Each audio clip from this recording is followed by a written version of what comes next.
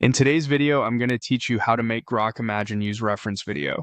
By the end, you'll know exactly how to prompt Grok Imagine to capture the look and feel of a reference video, even though it doesn't accept a video file directly as an input.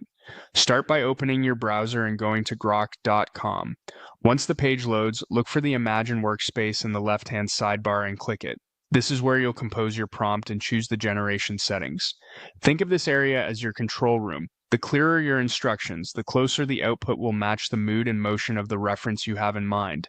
Right now, Grok Imagine does not natively support uploading a video as a direct reference. The workaround is to translate what you see in that video into precise words.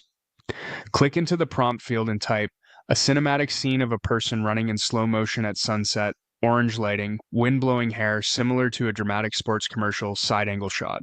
This example shows the kind of detail that helps. Subject, motion, time of day, lighting, atmosphere, style comparison, and camera angle. If you're modeling your own reference, describe the exact elements you notice, color temperature, pacing, framing, textures, and any signature vibes, so Grok can infer them. Below the prompt, you'll see output modes. You might notice options for image and video. While you can use image to test a still frame for composition, switch to video for now so the result includes motion that reflects your prompt. Confirm video is selected before moving on. Next, choose the resolution. Higher resolutions look sharper but may take longer to render. Lower ones are faster for quick iterations. Then choose the duration.